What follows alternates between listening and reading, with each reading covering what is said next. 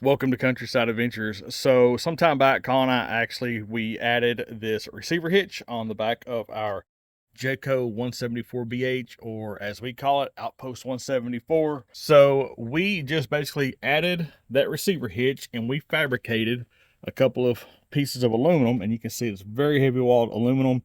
And then we used our original spare tire bracket and mounted the spare tire elevated so that we could use our aluminum cargo rack on the back. So one of the things that we did not think forward enough about is the fact that we now want to mount our YETI 125 on the back of this cargo rack. In addition to a couple of other smaller items, we are rated at about 300 pounds back here, so we should be good as far as weight goes. So here is the overall plan, and I'll show you just kind of the overview of this, and I'm not sure how applicable this is going to be for anyone, but I thought since I kind of explored a lot of different ideas, mounting the spare up underneath the RV, and for our style of travel and hunting, we did not have room to mount the spare underneath the RV and feel safe about it. We also considered it mounting it up on the A-frame of the RV, and that just really wasn't feasible. So basically what we're going to do is we have cut a couple of fresh pieces of aluminum. You can see that this is extremely heavy wall tubing, and you can see that that receiver hitch is completely overkill.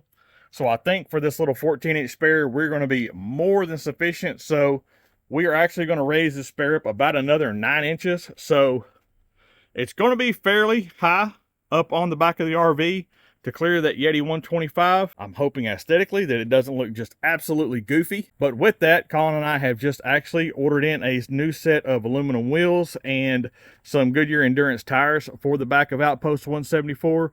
So with that, my overall plan is to not be on the side of the road with a flat. That is the absolute goal. So if we had to get the spare tire down from an elevated position, it's not the absolute end of the world. I would just prefer not to be in that situation to start with.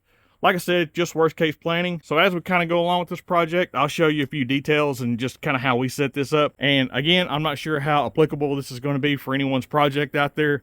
I just wanted to share in case someone kind of ran into the same dilemma that we did with mounting a spare on a small RV.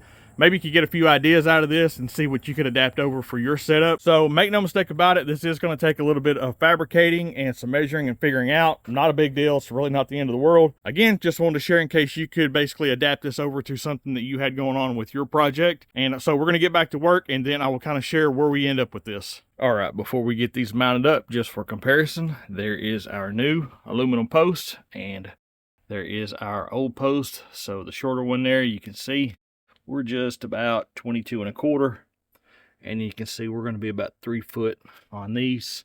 And again, you can see the thickness of that aluminum wall. So this is probably completely overkill, but it's what I had sitting around. So that's what we're going to do. So as you go forward with this, just make sure that it's safe. And obviously, you do not want to obstruct any of your lights or anything like that. So we're paying close attention to that.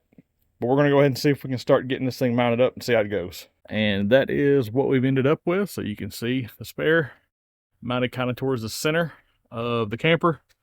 And we got plenty of clearance for our lights. The lights up at the top will clear no problem. So we have our aluminum post, and then you can see the backside. See, we just mounted the original spare tire plate with those 4 grade 8 bolts. It goes on up, and you can see that. We go down, you can see we've got completely overkill bolts, lock nuts. We put Loctite on everything possible, so it is pretty solid, like just a slight amount of movement out of it. I'm not going to be too overly concerned about that amount of movement, but I will say I'm going to keep a close eye on it, especially for the first few miles, 100 miles, whatever you want to call it. So that is going to be that setup. Like I said, just use judgment, be very careful. Obviously, you don't want anything falling off, hurting or anyone or tearing anything up behind you. So we've had this 9 inches lower, and Colin and I have literally traveled thousands of miles with it like that. So we basically gone up just about 9 inches from what it was. So we're going to keep a very close eye on it, but I think this is going to work. And so now we're going to go ahead and get our cargo rack on it and see if our cooler will clear and see if this plan is going to work out. And here is what's basically the finished product. So there will actually be a cargo bag, and our YETI 125 will be inside of that cargo bag. And then we still have enough room on each side that we can carry about 6 gallons of water or fuel. And with the cargo, we should still be well within our 300-pound limit. But this is kind of what we have. So over on the campsite or the passenger side, we'll probably load the biggest part of our food supplies, whatever it is. Ice over on the driver's side or the off-camp side. And then you can see that we just barely clear our spare tire.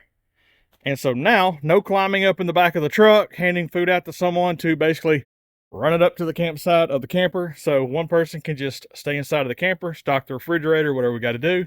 The other person can come back here, work off of this. No climbing up and down, no setting stuff on the ground, picking it back up. It'll just stay right there and it should ride. So again, I'm not sure how much use anyone's going to get out of this. I was just hoping, since we were working on it, somebody could maybe use this for an idea for something that you're trying to set up. Again, it does take a little bit of fabricating, some measuring, but it's nothing over the top. Really hope this video has helped you out. If it has, please go ahead and give us a thumbs up and hit that subscribe button. And as always, we'll see you outdoors.